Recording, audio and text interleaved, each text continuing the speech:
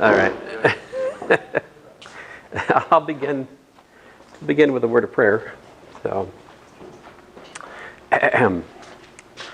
dear Father, we thank you for this day again. I thank you for this class, and thank you for the wonderful weather outside. Pray that it would get cold again, though, very cold. And we just pray that you'd give us understanding of implicit differentiation and also tangent spaces and normal spaces today, Lord. In your name I pray, Lord Jesus. Amen. It's too hot out there. It's supposed to be cold. It's like 65. It is.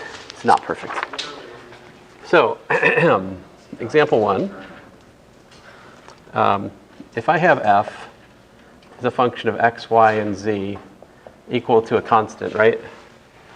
That defines a level surface in R3, right? If I take the differential of this, the way that goes is fx dx plus fy dy plus fz dz, right? That's the differential. And so, well, what if I want to write, well, what is df here? If f is equal to a constant, then this is all equal to 0, right? So you can take this and you can solve it any which of 3 different ways. We can solve it for dx is equal to like minus fy over fx dy minus fz over fx dz. We can solve it for dy is like minus fx over fy dx minus fz over fy dz. We can solve it for dz equals to minus fx over fz dx minus fy over fz dz, right? dy rather. These are 3 different flavor options that we have. Now, in these contexts, we can identify the meaning of the coefficients for the differentials as follows. So like this is equal to, essentially by definition, partial x, partial y, holding z fixed, dy, plus partial x, partial z, holding y fixed, dz. And likewise, this is like partial y, partial x, holding z fixed dx, plus partial y, partial z, holding x fixed dz.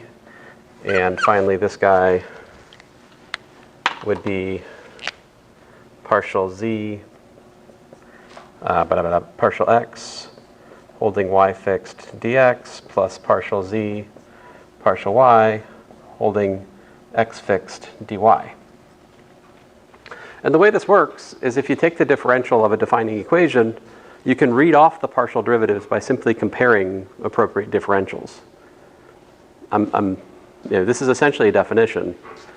Like I'm saying that this, all right, because that's the coefficient dy, you can actually equate these, right? Now, when I say that you can equate these, I'm assuming an independence. I'm assuming an independence of dy and dz, but that's a reasonable assumption to make here, right? Because we got 3 variables, yeah? We got 1 equation, that leaves us with two degrees of freedom, right? So 2 independent things. Now, so, all right, great. Then, now there's an assumption here. What do we need? What's the fine print on each one of these equations, respectively? You guys tell me. Differentiable, yeah, but more. Non-zero. This one has what? Yeah, non-zero what? Fx not equal to 0 for this one.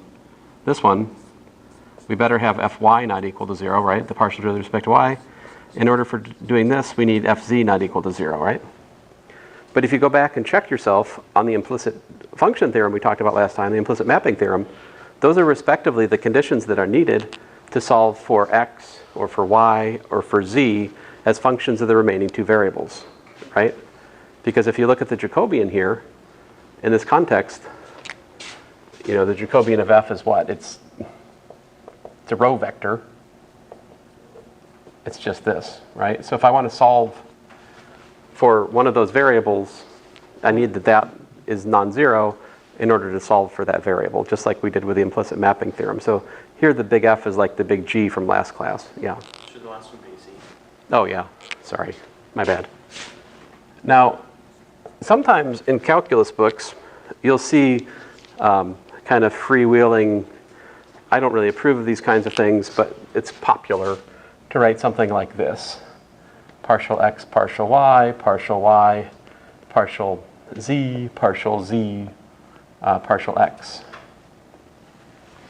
Right? Like Stewart's calculus will write this. A more careful calculus book will not write this, because this expression as it stands is not quite right. I mean, it's not quite, okay, in one sense, it's impossible to interpret it otherwise, because if you're taking a partial derivative of x with respect to y, that means that the other variable involved is z. And if you're taking the partial derivative of y with respect to z, the other variable involved must be x, right? So in other words, if I can include it, make this legitimate, you know, this is with z held fixed, this is with x held fixed, this is with y held fixed. Partial differentiation in this kind of context that we're talking about, it only makes sense in as much as you declare your full set of independent variables. Partial differentiation is always done with respect to freezing out the rest of your independent variables and just varying one of them.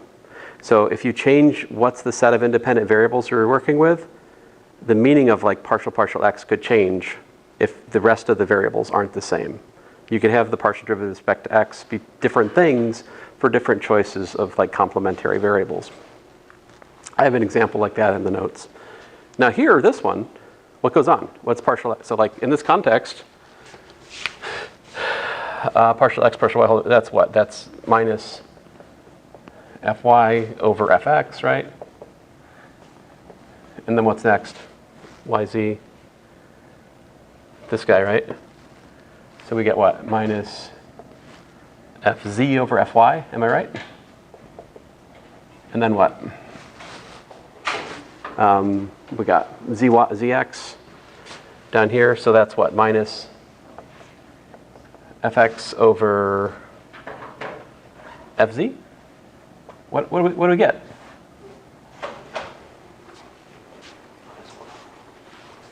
I heard a -1. Do you guys agree? Yeah, I think I agree. This is -1. Which maybe isn't what you would guess if you just canceled the differentials, right? So Sir Roger Penrose lists this as one of the fundamental mysteries of calculus.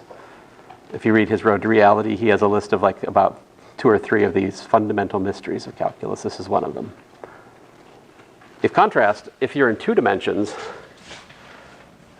so like example 2, if you just had like f of xy equal to a constant, right? In this context, you know, you've got fx dx plus fy dy equals to 0. So either you've got dx is minus fy over fx dx, or you have, that was dy, or you have dy is minus fx over fy dx.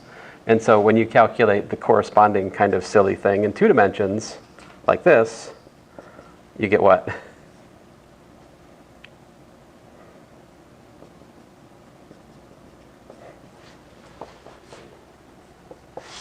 This time you get 1. So in 2 dimensions they cancel, but in 3 dimensions they don't. This is all very silly, of course. But these are really weird formulas anyway, see, because these partial derivatives, on the one hand, you're taking, you know, well, I shouldn't, I guess I don't even write that here, but there, it is kind of weird. You're taking y as the independent variable, then you're taking x as the independent variable. It's more obvious the weirdness up here, right? Each one of these partial derivatives is taken with respect to a different universe of differentiation. In terms of like, you're looking at a function of, you know, x and y, or a function of x and z, or a function of y and z. Those are really separate notions of partial differentiation. It's a hybrid expression. Okay, enough about that. Another example. Suppose you had x squared plus y squared plus z squared plus w squared equals to 10, and you had xy plus wz equals to 3, right? Then we could ask questions like, find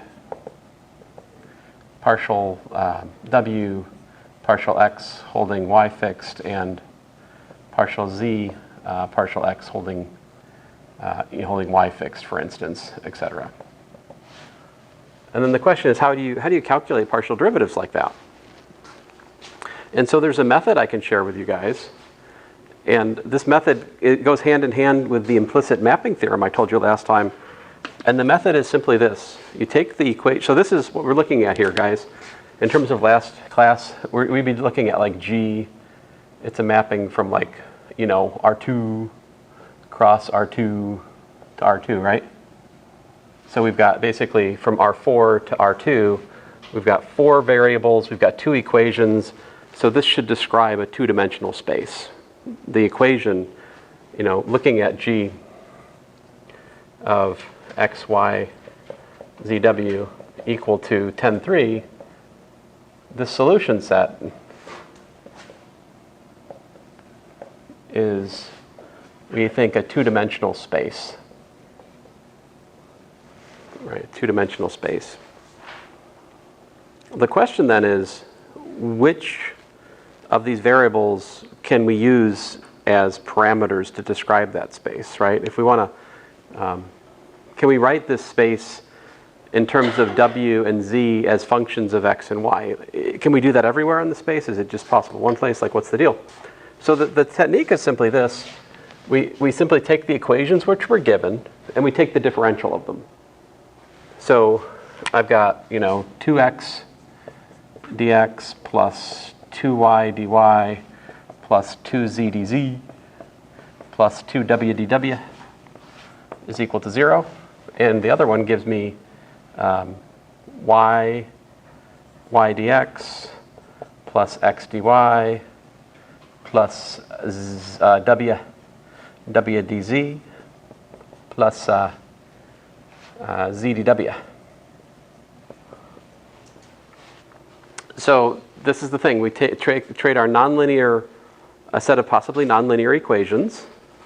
Once you take the differential, you'll have a set of linear equations in the differentials. All right? Then if you want to pick 2 of these as being dependent on the remaining 2, what we have to do is we have to solve for those differentials. So like, I'm interested in these derivatives. So what I want to do is I want to take all of this, I want to solve for dw and dz. So to do that here, what I can do is I can rewrite this as 2z plus 2w, not plus, but I'm doing a matrix here. 2z, 2w, wz, you got this here matrix, times dz, dw. So that right there, let me tell you where that's coming from. That's just looking at these terms here, okay guys? So I'm just capturing those 4 terms as the multiplication of this 2 by 2 matrix times this column vector of differentials. All right? On the other hand, that's equal to, as a column vector, minus 2x dx, column vector of differentials. A little bit out there, right? But it's a method. We can do it. Minus y dx minus x dy. We're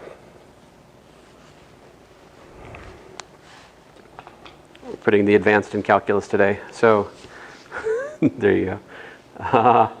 So to solve for dz dw, well, good news. We know the symbolic inverse of a 2 by 2 matrix, right? So multiply by the inverse. Yeah? So dz dw is equal to 1 over 2z squared minus 2w squared. Flip the diagonals. Minus is on the off diagonal. right? And then I multiply by this vector over here.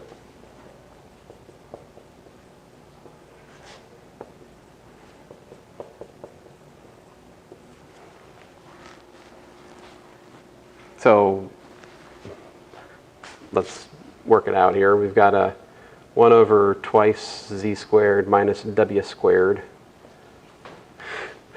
And that's going to give me a minus 2x z dx minus 2yz dy plus 4wx dx plus 4wy dy.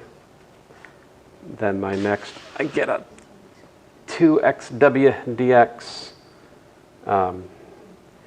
plus 2wy dy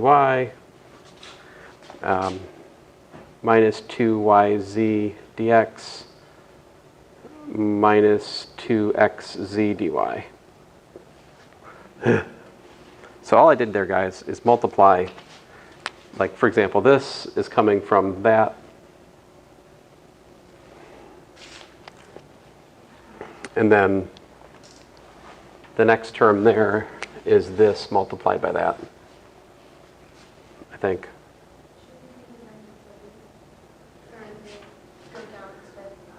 Yeah, I may have done it wrong. Just give me a second here. I'm about to find that out. So you're saying I should have done this one, right? Not that one. No. Like vertically for multiplication of matrices? The first one should be horizontal and the second vertical? Well, I do like this times like that. So I've got minus this term I think is okay because I got the z times that stuff. And then I'm supposed to have minus 2w times that, which I didn't do. So I need to fix that.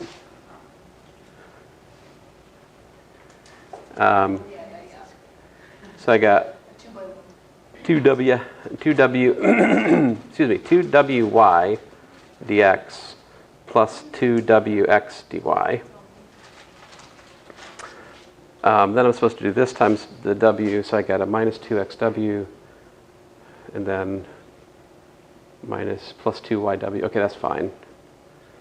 And then it was supposed to go that times that, so I'm supposed to do this times that, which is minus 2yz dx.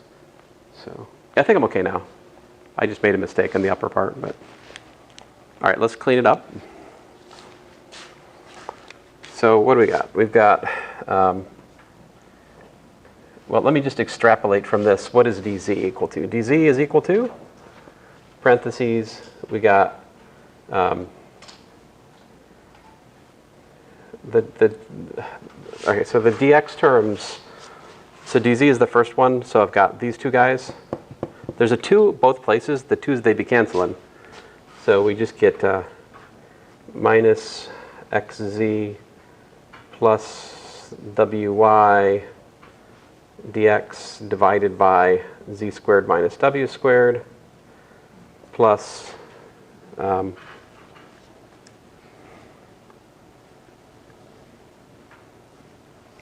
clean it up eventually here, guys. All right, then the dy, I've got the 2's, there's again a 2 everywhere, they cancel. So I've got a minus yz plus wx divided by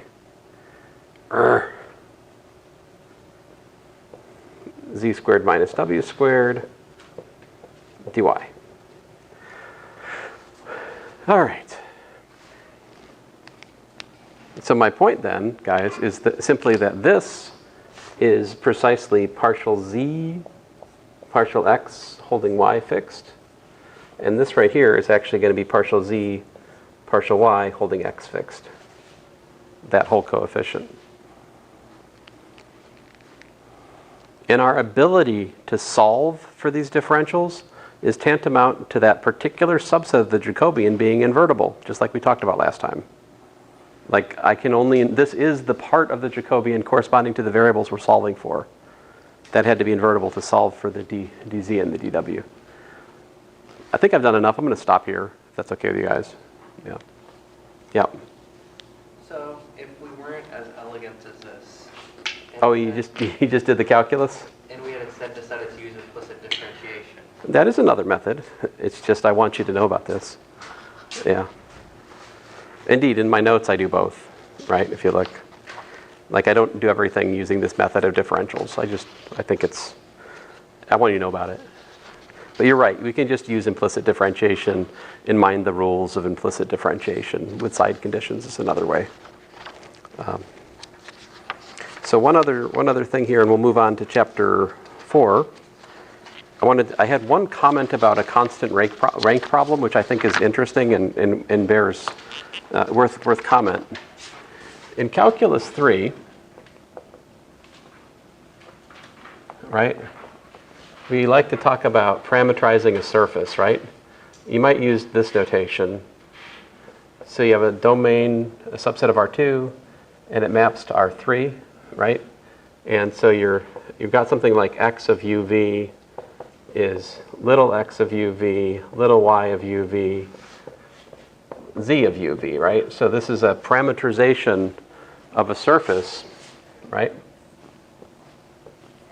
Parameterization of a surface in 3 dimensions. This is, standard calculus 3 discussion, right? So what's the Jacobian of such a map? Let's talk about that for a second. So the Jacobian of this map is what? It's actually a what? A 3 by 2, right?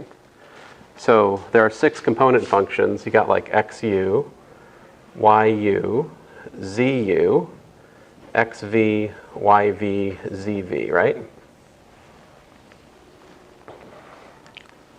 So the constant rank condition here, what would you like for this to be a surface? What should its dimension be? I'm using all of this stuff a little bit intuitively. I admittedly haven't really defined dimension in the sense I'm using it, but yet I think you know what I mean, right? It's not the greatest, but here we are. So what I mean then, for it to be two-dimensional, is it surely must be the case that if you take a point here, right? If you look at the partial velocity in the, let's say, v direction, versus if you look at the partial velocity in the u direction, they'd better be linearly independent, right? Because if they're not, you're not really parametrizing a surface. It's got some kind of like cusp or something in it, right? If you think about it. In order for if those are aligning, you're no longer stretching out a coordinate grid over some surface. You're doing something else, like a cone. So if I want this to be rank 2, there's different ways you could, of course, one way you could say, well, these have to be linearly independent. So in calculus 3, one way we might do it is we might just be like, well, this will work, right? I can do partial x, partial u, cross partial x, partial v. If that's not equal to 0, that means that these are linearly independent, right? Because the cross product would only be 0 if they are collinear. Of course, that has other meaning, right? Because the cross product of the partial derivatives, partial velocities, is the normal vector field to the surface, as we talk about in Calc 3, right? But here's another way you could look at it. You could look at the determinant of this thing, or you could look at the determinant of this thing, or you could look at the determinant of this thing, right? And if you thought about these 3 determinants separately, what condition would suffice to show that your parameterization was genuinely a parameterization of a 2-dimensional surface? Like, what would you need? Non-zero. Not all of them, right? Any one of these being non-zero would suffice to prove that these 2 column vectors are not linearly dependent. So this is another, sometimes you'll see this condition given in like a differential geometry book or something. The condition that a surface be regular is the condition that at least one of these subdeterminants of the Jacobian is non-zero. As long as one of these determinants is non-zero, it suffices to show that the surface is regular at the point. Regular meaning that it's an honest to goodness surface and not like a drop in dimension, something like a cone or like a tent, like with a ridge. I guess that's still 2-dimensional, but it's not differentiable. Anyway, I shut up. All right, let me move on here. So I've been using the term space somewhat sketchily, and I probably will continue to be a little bit sketchy, but I'm going to try to be a little bit less sketchy in chapter 4, because our goal, our mission, should you choose to accept it, or, well, even if you don't, is to understand like a k-dimensional subspace of Euclidean space. So Euclidean space is just a name for Rn, all right?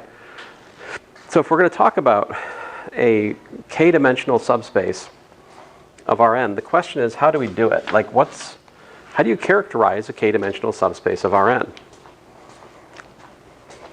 Let's talk about this. So what is, or how to describe a k-dimensional subspace of Rn? All right. There are basically two main methods. So method number one, we could describe it implicitly.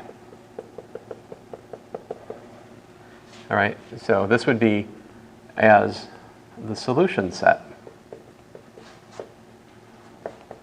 to a system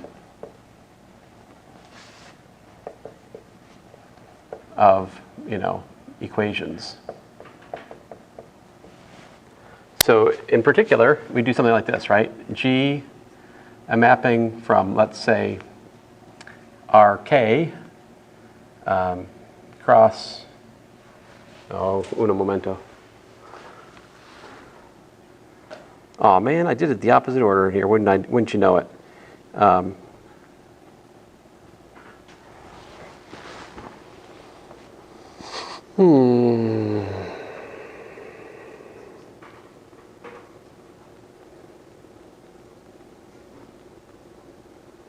All right.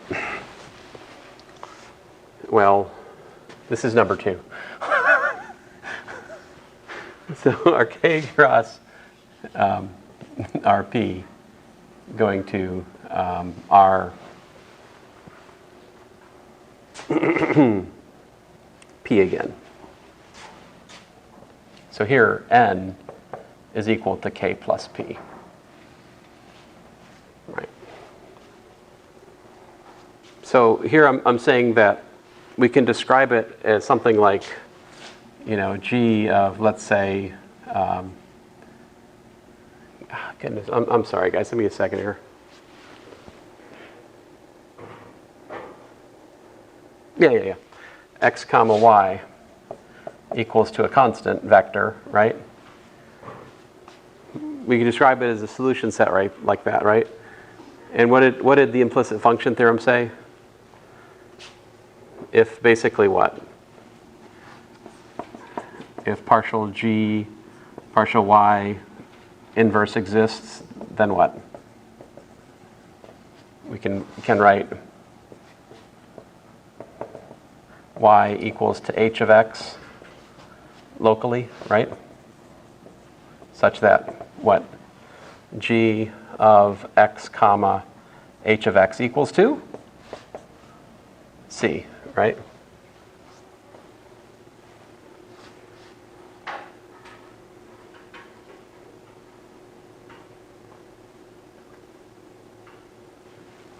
So the one way we could describe a k-dimensional subspace would be as a solution set. What's the other way? Not implicitly, but you could say explicitly. But what's more commonly said is parametrically. So in that context, and by the way, I guess let me give this space a name, because I've yet to say what the space is. I've written this wall of text for you guys, but I probably should say the space, let's call it S, is equal to what? It's G inverse of the set containing C. That is a fancy way of saying it's the set of all points in Rn that solves the equation G of x comma y equals to C. This is a level set, yeah. Fiber. Well, maybe. So that's the level set. But you see why it's implicit, because it's hands-off, right? It's the set of all x and y that solve this equation. Well, what are those points? I don't know. They're the ones that solve the equation, right? Now, the implicit mapping theorem tells us that if the Jacobian matrix of the defining condition exists with respect to the y variables, then we can write the y variables in terms of the x variables as such, right? I'll come back to that in a second here. Explicitly or parametrically is to say that, there's a mapping, let's call it big X, let's say, which is a mapping from, say, the domain of X, which is a subset of Rk, which goes into Rn, right? That's a parameterization. And in this case, what is S? It's simply X of what? I guess I should have given the domain of X a different name. Let me call it like big D. No danger for confusion with any other big D's in this course, of course. That's right. Oh, fine, I'll use a U. D is for dork. Let's see here. X of U for like the domain of X. So you see the difference. The parametric viewpoint says that the space is the forward image under the parameterization. That's the parameterized viewpoint. The implicit viewpoint says it's a solution set of some equation. In fact, the implicit mapping theorem brings us together. See, because if you look at this, I can write a parameterization. What's my parameterization? Like X of X equals to what?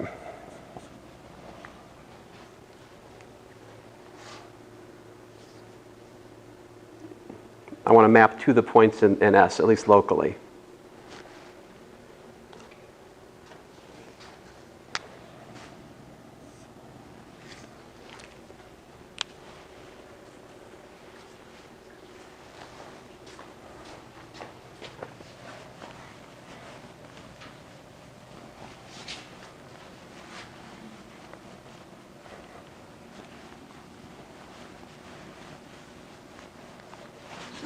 I'll get you started. X.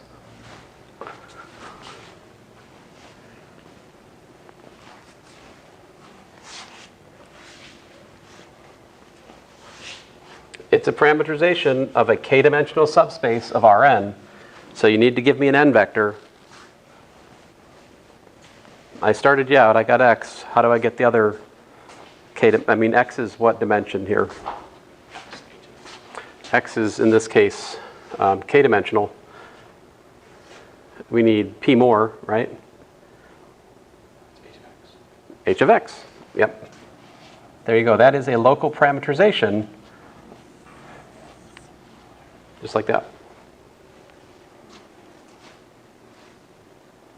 So given a space, we always have a choice of do we want to look at it parametrically, or do we want to look at it, as a solution set? There are always these two choices. They each have their place. Let me give an example, just to be less abstract here. What am I at? What example am I on? 4? Okay. Cool. So here's a good one. X squared plus y squared plus z squared plus, I'll bump it up a notch, w squared equals to r squared. One equation, 4 unknowns. This is a, yeah? Is the real R or just R? That's a fixed R, constant.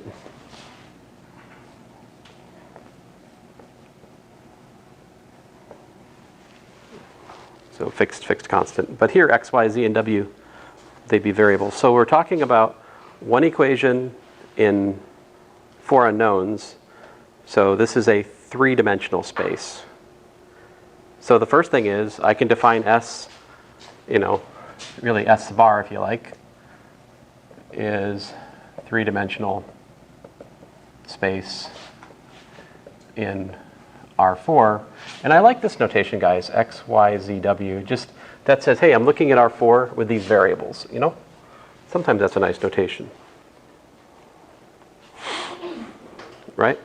Now, here's a very boring parameterization. We could do this. We could say x of like x, y, z equals to what? X, y, z, and then what's my w? Square root of r squared minus Very good.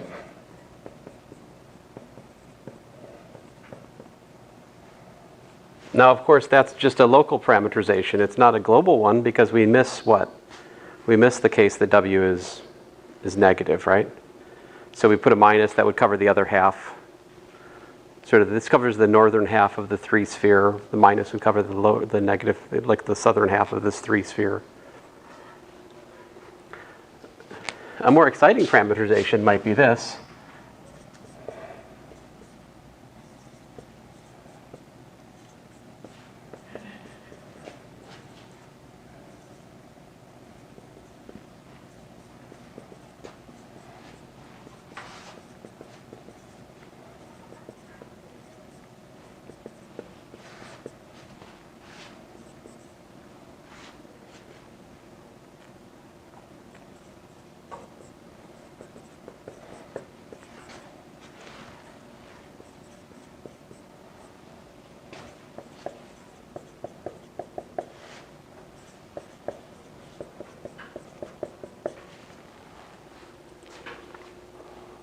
That is the hyperspherical coordinate parameterization of the 3-sphere.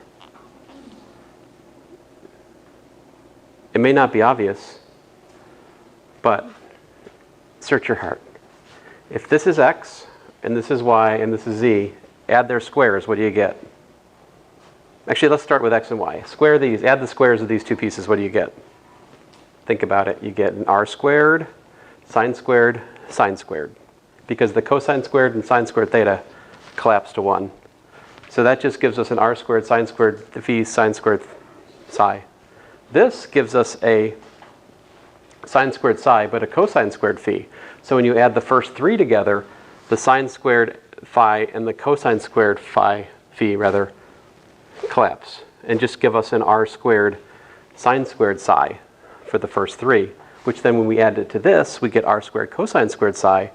Sine squared psi plus cosine squared psi being 1, we've solved that equation. So this is a legitimate parameterization of that three-dimensional space. Es bueno? All right. Cool. Here's a much less exotic example. We could let S be the xy plane. Right? How to describe the xy plane parametrically. So you do like x of xy equal to x, y, 0, right? The domain of x just being R2, right? So there's a parameterization of the plane. Or we can say it's G inverse of 0 for G of x, y, z equals to what?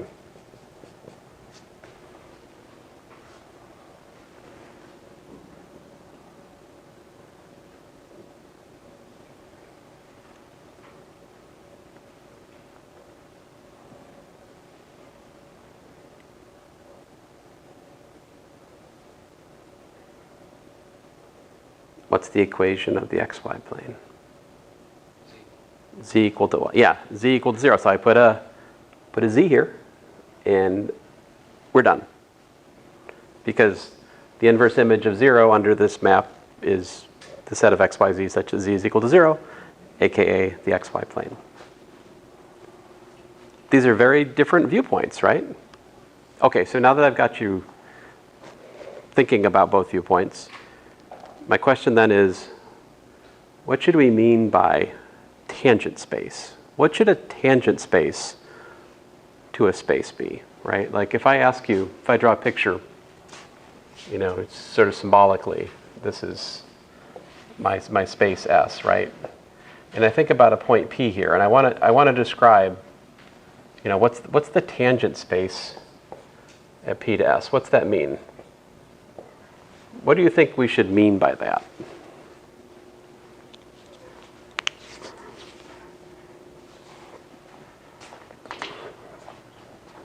Linearization of S. The linearization of S at that point. That's a good answer. That's a good answer. I'm looking for something a little bit more sort of geometric.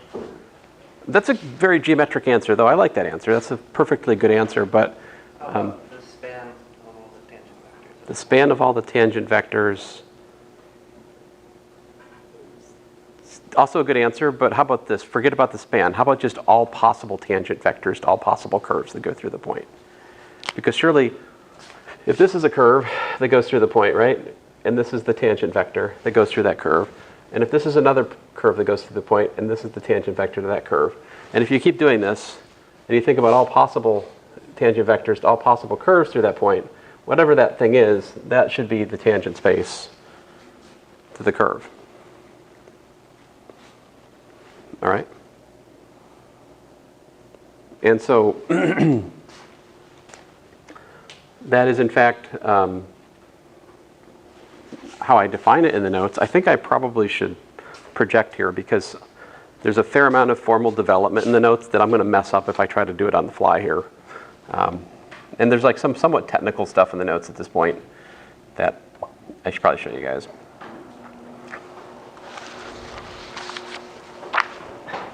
But yes, that's essentially the definition. We just take all possible tangent vectors that go through the point, those form the tangent space.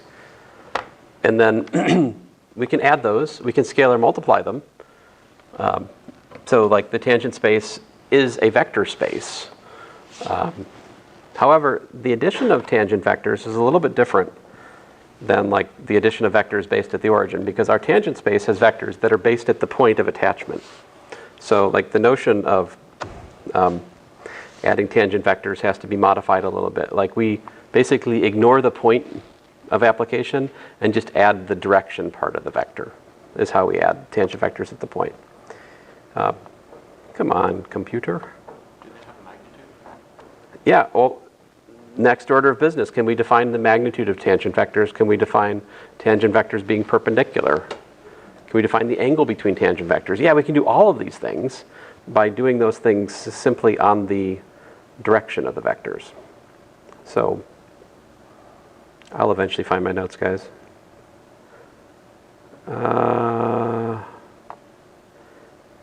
So the question that comes after, once we get this,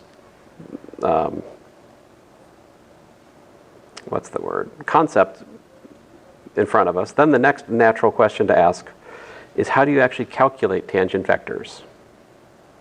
Right? That's what we really want to answer today, is how do we calculate the tangent vector to a surface?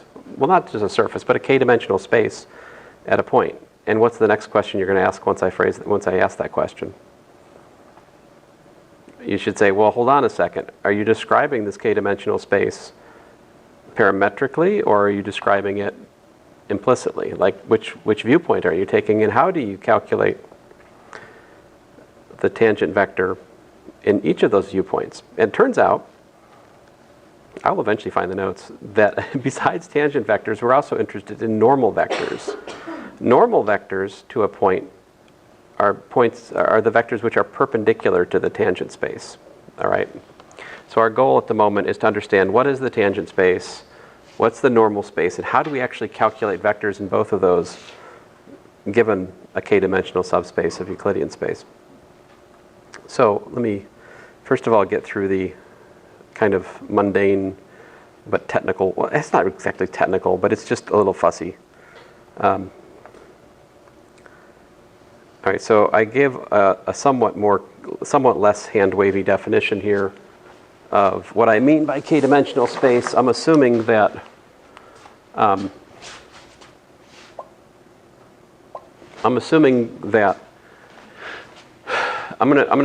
start by doing everything in the implicit viewpoint. All right. Oftentimes it's the more convenient one for examples. So I've got the level function which defines the space. All right, our space is defined to be the set of solutions to g of x equals to c. It's said to be a k-dimensional level set if the Jacobian matrix, this is the J sub g, right, has p linearly independent rows at each x. So we need that as this x varies, we have p linearly independent rows everywhere, which is to say that the equations are really independent. If you had to break down that at some point, it wouldn't really be a p-dimensional space, it'd be something else, all right? And there are things like that. If you look at the equations which define a cone, they're mostly two-dimensional except where the cusp of the cone is, where it drops dimension to like 1 dimension. But anyway, the number of linearly independent columns in A is the same as the number of linearly independent rows in A. That's one of the major theorems of linear algebra, which is just saying every pivot row is also a pivot column, as it happens. Anyway, that's called the rank. All right, so let me get on here. So, sort through here. So suppose we have, we've got a level set, right? And we've used the implicit function theorem. We have a solution to it, this h of y equals h of x like we talked about. Suppose then that you have a curve which lies on the level set, right? Which is to say that if you plug in, come on, where is it? Somewhere in this mess. If I plug in g of gamma of t, it solves what? And it better give me back c, right? So it is a curve, it's a parameterization, a parametric curve which lies on the solution set that defines the space we're talking about, right? And in that case, it's useful to demark the parameterization into two pieces. There's the part which falls in the x, and there's the part which falls in the y, right? And so if I write gamma as gamma x, and then I can write the other piece as h composed with gamma of x because it's where we have that solution. So it follows that the y part's not independent from the x part. In fact, it has to be related to the x part because remember that y equals h of x solves the g of x y equals to c at the point we're thinking about. All right, so they're not independent.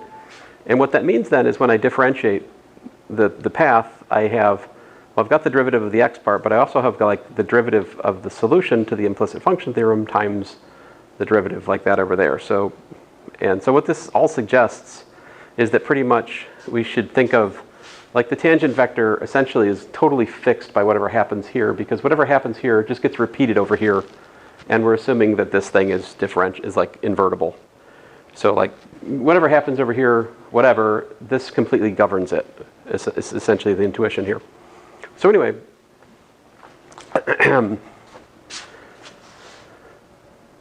theorem, if we have a level mapping which defines a k-dimensional level set S, and we have two differentiable curves, gamma 1 and gamma 2, with gamma prime of 0 is v1 and gamma prime of 0 is v2, then there exists a differentiable curve, gamma, such that gamma of 0 is the sum of the vectors. And there also exists a differentiable curve, beta, such that beta prime of 0 is a constant times the vector. So essentially what I do is I use the given vectors to define a vector down in Rk, and then I basically use that to construct the sum of those two vectors down in Rk. I use to construct the curve that I want. It's just technical. Let me just, sorry. Some days I can draw a picture for this, some days I can't, but if you sort through this proof, it's not as complicated as it seems. See, what I'm doing is I'm taking the x parts of the given velocity vectors, and I'm just adding them down here, and then I'm adding the inverse image of the point we're considering. So this gives us a line. This just gives us a line down in space, and then I map that line back up to the surface we're looking at in order to get the curve whose tangent is the sum of the vectors. Anyway, it works out.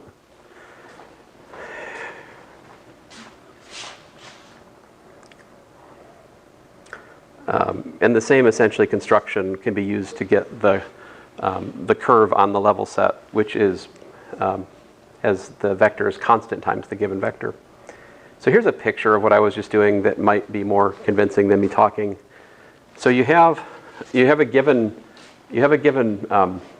curve up here on the surface we're talking about, or k-dimensional surface really, and that means that there is correspondingly a line down here which is fixed by basically the tangent vector of the first part of the path, the x part. So that gives me that. And then likewise for the this one here, there's another path up here which, if we look at the derivative of it and we just focus our attention to the first part of it, it gives me the v2 of x, which I can picture down here. Now if I have vectors in the plane, I can easily build another line in the plane which has a direction which is the sum of those vector directions, which is what I do here. See, if I just took v1x plus c times v2x, that gives me a direction vector for the green line, which is like this linear combination of the other two direction vectors.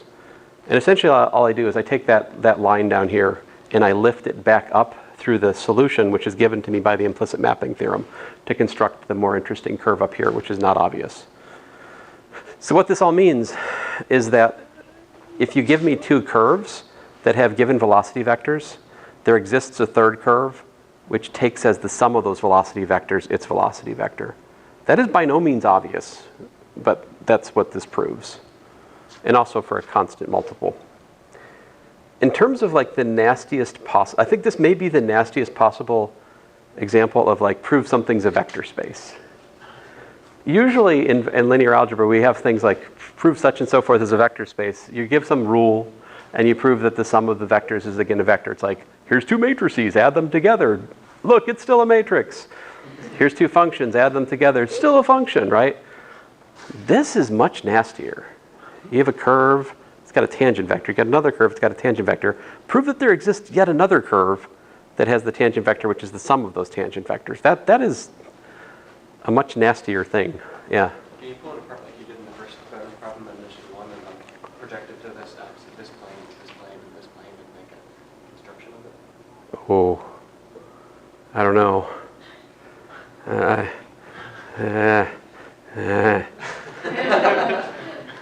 Your questions are dangerous. Let's see here. So definition 4.22. So here's the definition. This definition brought to you by the theorem I just sketched. Okay.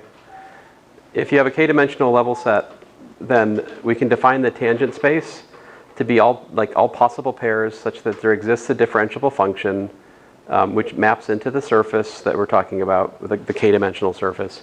I'm using surface in an abstract sense, okay? I don't mean it's two-dimensional. I mean it could be one-dimensional, it could be 10-dimensional. But so we have to have that the curve goes through p at 0 and v is gamma prime of 0. So like p is just the point of attachment, v is the direction of the tangent vector. In that case, here's how we define addition. You just freeze the point and add the vector parts. And scalar multiplication, freeze the point, scalar multiply the vector part. That's it. All right. Now, as a point of calculation, that's really kind of a drag. Because you're like, wait a minute, so you need to actually find formulas for the tangent vectors. I need to find parameterizations of curves that lie on this set I'm trying to describe, and then find enough of those that I'm sure I've got the whole tangent space. Well, that is one method. If I knew that the tangent space, for other reasons, was like 5-dimensional, if I could find 5 curves that have 5 linearly independent tangent vectors, then I would know that those 5 vectors form a basis for the tangent space. And sometimes I do that, but usually not. And it turns out we're going to have another way to find the tangent space to a level curve, a level set. It's actually kind of, it's rather sneaky. It involves calculating the perpendicular. So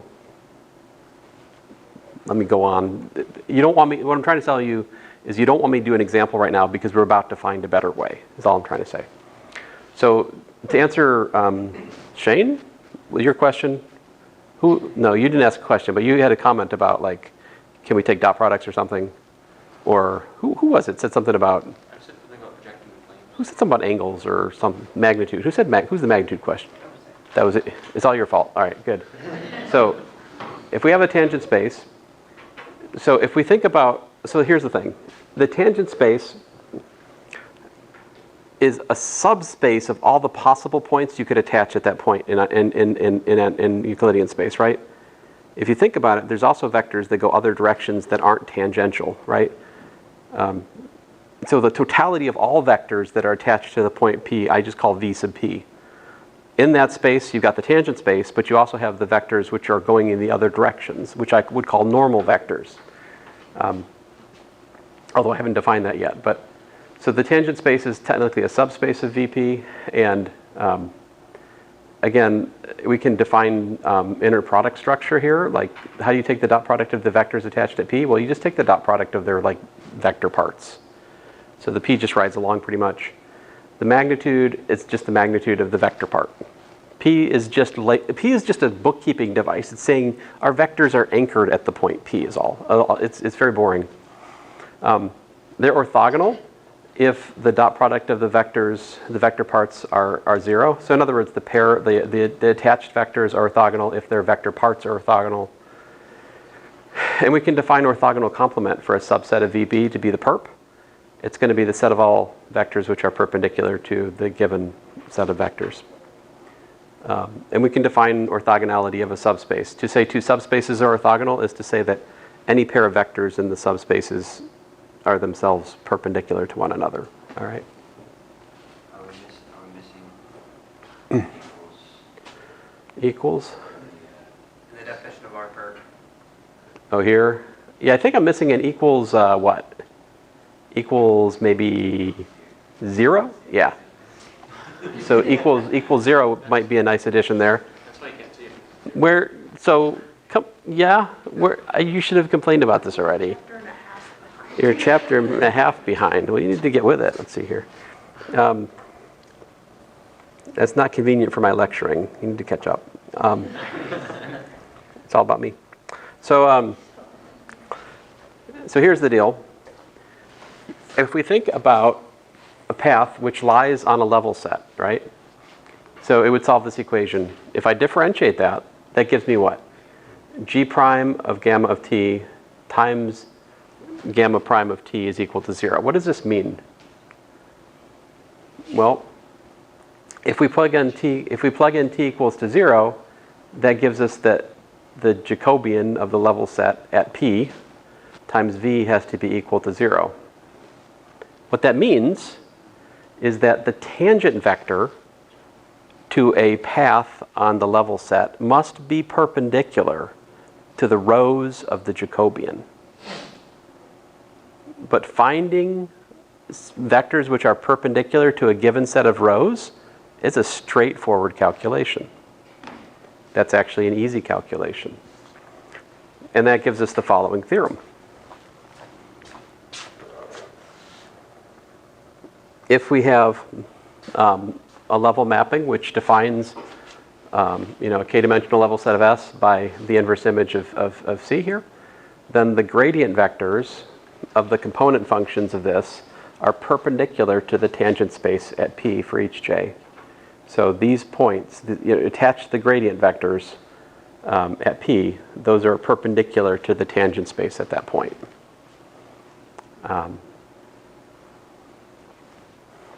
So there's that. I think I have an example coming up here, so let's see if we can find it. Or maybe I don't. So on the one hand, the perpendicular to the tangent space at P we can get by just looking at, it's isomorphic, if you will. It's, this is squiggle. I'm just saying you have to attach the point P, that's all that means, okay?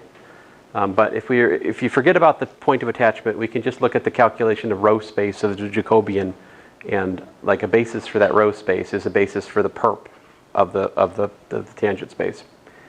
But we also can see this, that the perp to the tangent space is this phi map. That phi map attaches the point P. It makes it a P